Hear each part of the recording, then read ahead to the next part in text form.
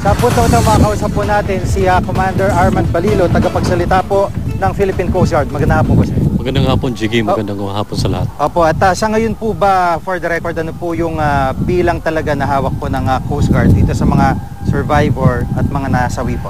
Officially sa Philippine Coast Guard po, merong 55 na survivors at merong 2 namatay. At ito po yung pinangahawakan namin sapagkat ito visually nakita ng mga tao namin. At the same time, may mga pangalan po. Meron pong na-account dito na isang batang 7-month-old at merong isang 9 years old. At sa kasalukuyan po, kino-compare namin yung mga pangalan nito tsaka po yung mga pasahero na nakapangalan doon sa manifest. Sapagkat kung titignan po natin sa manifest, 57 po lahat ng sakay, 22 yung crew members at 35 lahat yung pasahero. Kung yun po ang figure na nasa atin, maaari pong sa oras na ito ay wala na pong nawawala. Pero meron pong mga reports na umaabot sa amin na merong mga hindi nakalagay sa manifest at base na rin sa report ng kapitan na ngayon po ay nandun sa Coast Guard Detachment Aroroy at tinatanong siya. Meron pa talagang hindi mga nakamanifest, kabilang na rito yung mga drivers ng sasakyan at yung mga pahinante. So sa amin sa Coast Guard, ang working figure namin, maaring mga hanggang 5 hanggang 6 pa yung nawawala na dapat hanapin pa. Opo. At ito yung maaaring mga driver at konduktor nitong mga truck at bus na lumubog? Hindi naman. Sa ngayon ay bine-verify natin kung yung tugma yung mga pangalan na nasa manifesto. Baka nasagip na rin yung driver at konduktor. At yun ang chine-check natin dun sa listahan na binigay sa atin ng medallion transport. Kung yung mga yun ay nandun sa manifest, maaring pasahero sila. Pero kung wala, maaring sila rin yung inahanap. Yung gawain po na ganito, no, na hindi nilalagay sa manifesto, ito pong mga ibang sakay ng barko, ano po ba karaniwan dahilan?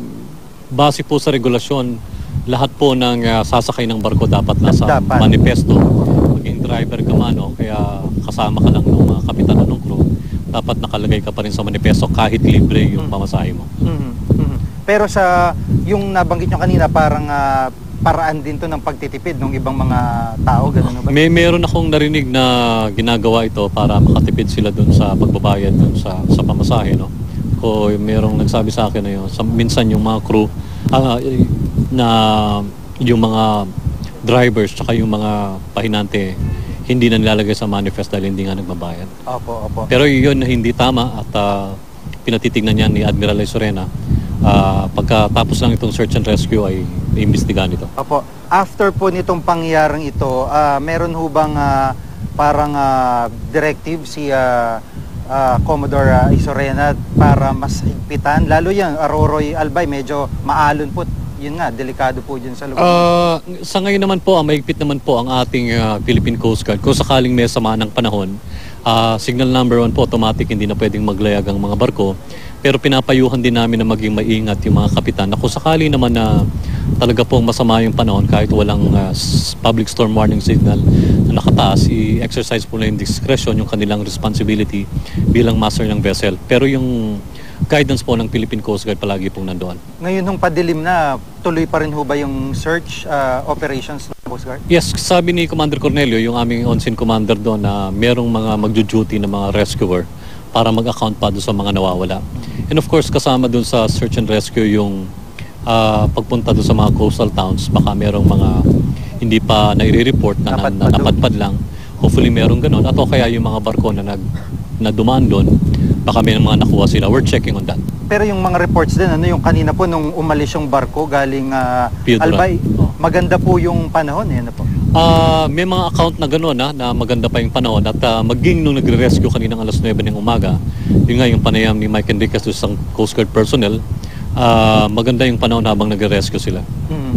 Sa ngayon po, kumusta po yung ngayong mga oras na ito, hindi ho ba nagiging problema yung alon o kaya po yung panahon doon naman sa lugar? Wala pa namang report na nahihirapan sila, pero of course ina-expect natin na sa ganitong oras lumalakas na rin yung alon.